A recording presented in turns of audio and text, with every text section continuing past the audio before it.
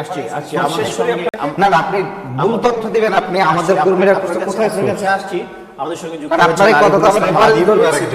Senior যুগ্ম আহ্বায়ক জাতীয় নাগরিক যুগ্ম আহ্বায়ক আমি একটু আরিফুল ইসলাম আদিবের কাছে আসতে চাই। আদিব, আপনি কিন্তু ভুলে যান না, আমি কিন্তু রেফারেন্স দিব।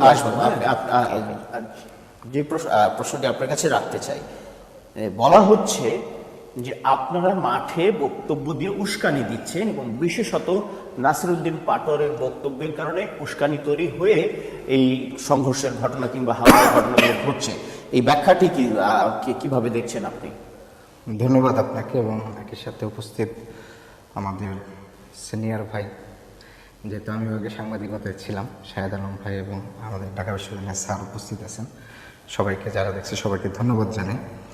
প্রথমত বিষয়টি হচ্ছে বাংলাদেশের রাজনৈতিক যে সংস্কৃতি আমরা দেখি, আমরা যখন যে বিশ্লেষক হিসাবে এটাকে বিশ্লেষণ করি, আমাদের দেশে সবাই একটাই বলেন যে বাংলাদেশের রাজনীতি সহিংসতাপূর্ণ, এখানের এই সহিংসতাটা কমা উচিত এবং এটার উন্নতি করা উচিত।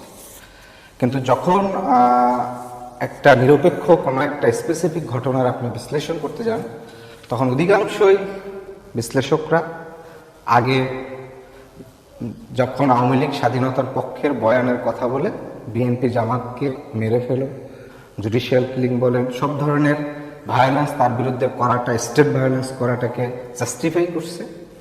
এখন যখন আওয়ামী লীগ এখান থেকে উৎখাত হয়ে গেছে, এখন আবার হচ্ছে যেহেতু জামাত স্বাধীনতার, যেটা বাংলাদেশের রাজনৈতিক তৃণমূলের কর্মী বলে দাবি করা হয়, এরা আসলে আদৌ কর্মী না। এরা হচ্ছে বাংলাদেশের পুরা নির্বাচন রাজনীতিকে কেন্দ্র করে স্থানীয় সন্ত্রাসী, পালা হয় নির্দিষ্ট সময়ের জন্য বিপরীত রাজনৈতিক দলকে হামলা করার জন্য কিংবা হচ্ছে নানা ধরনের ভয়ভীতি প্রদর্শন করার জন্য। এবং এখানকার দীর্ঘ রাজনৈতিক ব্যবস্থায় পলিটিক্যাল ইকোনমিতে আওয়ামী লীগ বিএনপির যে এক ধরনের চাঁদাবাজের যে পুরো একটা স্ট্রাকচারাল সিস্টেম আছে, থানা সভাপতিরা কোথা থেকে চাঁদা তুলবেন, ওয়ার্ড সভাপতিরা কোথা থেকে তুলবেন, থানা সভাপতির আন্ডারে কয়জন কর্মী থাকতে হবে, তাকে প্রোটোকল কতজন দিবেন, ওয়ার্ড করে কতজন কর্মী পালতে পারেন, এই যে একটা পুরনো যে রাজনৈতিক সংস্কৃতি সহিংসতাপূর্ণ, তাদেরকে পালা হয়। এবং এখানে যে হবিগঞ্জে যে ঘটনা হয়েছে, তাহলে আমাদের এখানকার উত্তরণ কি? আমরা তো ভায়োলেন্স চাই না। আমি যে আমরা এখানে আপনি যে ভায়োলেন্স করবে না, বাংলাদেশে কোনো মার্ডার, আমরা রাজনৈতিক হত্যাকাণ্ড চাই না। প্রথম আমার ন্যূনতম হচ্ছে এইটা বেসিক। তাহলে আপনি যদি হত্যাকাণ্ড না চান, তাহলে আপনাকে হামলা করাটাকে কোনোভাবে জাস্টিফাই করা যাবে না। তাহলে তৃতীয় স্তর আপনি আশা করতে পারেন যে এখানে তাহলে প্রতিপক্ষকে রাজনৈতিক সমালোচনা, এখন রাজনৈতিক সমালোচনার সীমারেখা আপনি কতটুকু দিবেন, সেখানে আপনি সমালোচনা করতে পারেন। যেমন স্পেসিফিক আজকে আমাদের একজন জয়েন্ট সেক্রেটারিকে পার্টি থেকে শোকজ করা হয়েছে খুব স্পেসিফিক ভাবে। তিনি জাস্ট 1 মিনিটের জন্য একটা ফেসবুকে পোস্ট করেছেন, সরাসরি তারেক রহমানকে ইঙ্গিত করে, সরাসরি নামও লেখেন না, জাস্ট টিআর লিখছে। আমরা স্পষ্ট আকারে তার এই আইনশৃঙ্খলা ভঙ্গের জন্য তাকে কিন্তু ইনস্ট্যান্ট কিন্তু তাকে শোকজ করছে। এখন আপনি কোন সমালোচনাটাকে সীমারেখা দেবেন? আপনারা এই উদ্ভূত পরিস্থিতিতে রাজনৈতিক চাপ অনুভব করেন? না, এটা কোনো চাপ অনুভব না। স্পেসিফিক ওই নেতৃত্বের যে পোস্টটা করছে, এটা আমাদের কাছে মনে হচ্ছে এটা সুস্পষ্টভাবে এটা কোনোভাবে রাজনৈতিক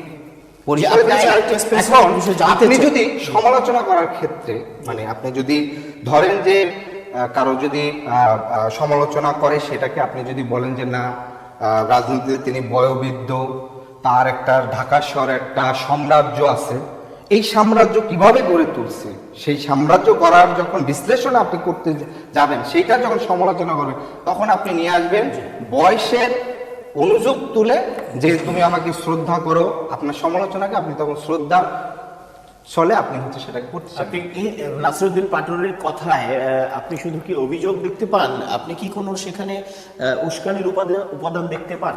নাসিরউদ্দিন পাটোয়ারির চেয়ে আরো 3 গুণ, তার চেয়ে 30 বছর বয়স্ক রাজনীতিবিদরা, বিএনপির স্থায়ী কমিটির সদস্য, আরো এর চেয়ে নোংরা ভাষায় ব্যবহার করছে। তাদের কাছে যদি তারেক রহমান, বিএনপি নেতা কর্মীদের কাছে যদি তারেক রহমান ভগবান হয়ে থাকে রাজনৈতিক ভাবে, যে তাকে কোনো ধরনের সমালোচনা করা যাবে না, আমরা তো তারেক রহমানের নাম ধরেও তেমন খুব বেশি কড়া সমালোচনা আসে না। বিএনপির স্থায়ী কমিটির সদস্যরা খুব নোংরাভাবে এর আগে জঘন্যভাবে সমালোচনা করছে, নানা ধরনের ভাষা। সেই জায়গা থেকে এরপর থেকে এই ধারাটা নাসিরুদ্দিন পাটোয়ারি সেটার জবাব সে এইভাবে দেওয়াটা দিচ্ছে বলে আপনি মনে করছেন? ওকে, আমি ওনার কাছে যাব, আমি বরাবরই না আমি যাব, কিন্তু আমার ছোট ভাই এখানে সাংবাদিকতা করছে, আমি এনসিপির সাথে বসতে চাই না এই কারণে ব্যক্তি শ্রদ্ধার জায়গাটা ভুলুণ্ঠিত করে ফেলে। আলোচনায় থাকি। আমি বলি সাভারের যে ককটেল বিস্ফোরণের ঘটনা, ওখানে প্রাথমিকভাবে এসেছে এগুলো অভ্যন্তরীণভাবে, পরে জানা গেল যে যাদেরকে আটক করা হয়েছে 2 জন যুবলীগের সাথে সম্পৃক্ত। এখন গতকালকে এই ব্যক্তি বলতেছে আমি বয়স হইতে পারে দাঁড়িয়ে হয়েছে কিন্তু শরীর রক্তগ্রহণ, এই ঘটনা যদি আমার সিলেটে করতো ইনশাল্লাহ 3-4টারে আমরা লইয়া পড়তাম, 3-4টায় লইয়া পড়তাম। এই হচ্ছে এনসিপির নেতা। ওই নেতার রাজনৈতিক পরিচয় কি দেখেন, আওয়ামী লীগের কর্মী। এখন এনসিপি যদি পতিত আওয়ামী লীগের লোকজনদেরকে নিয়ে বিএনপি 17 বছরের শেখ হাসিনার এই যে আপনার আমি বলছি, এবং এই লোক যদি 3-4টারে লড়ে পড়তাম বলে হুঙ্কার দেয়, আর নাসিরুদ্দিন পাটোয়ারি যদি বলে আসো খেলবো সাহেব ওসমানের মতো, আপনি কিভাবে রাজনৈতিক শিষ্টাচার স্থানীয় ভাবে রক্ষা কি হামলার পরে দিছে তো? হ্যাঁ, আপনি একজনের চোখ উঠায় ফেলছেন, তারপরে তার একজন রাজনৈতিক প্রতিপক্ষ, আপনার কাছে স্পষ্ট প্রমাণ আছে, হবিগঞ্জের সদর উপজেলার সদস্য সচিব ছাত্র দলে, এবং সেটা সেলিব্রেট করতেছে ছাত্র দলের নেতা কর্মীরা, তাকে বাহাবা দিয়ে যে তুমি একজনের চোখ খেয়েছো, নাসিরের চোখ খেলে আরো ভালো হতো, এই ধরনের একটু কনফারেন্ট করছেন তো, এজন্য আপনি হয়তো মিস না, করছেন। আপনি এটা মিস করছেন, এইটা রেফারেন্স কিন্তু আপনি দেন নাই ভাই। এইটার সাভারের অন্তঃকুণ্ডলের রেফারেন্সটা আপনি দেন নাই, আপনি আরেকটা সূত্র টেনে নিয়ে আসছেন, এইটা ঠিক না। আমি বলছি যে চোখের যে ঘটনাটা জাস্টিফাই করার কত সুযোগ নাই, তাই না? কিন্তু ওই যে আপনি বললেন যখন মারামারির একটা উৎসাহ তৈরি করবেন, আপনি প্রেক্ষাপট তৈরি করবেন, তখন এই ঘটনাগুলোর কনসিকুয়েন্স আছে, এটা কিন্তু আমরা কেউ চাই না।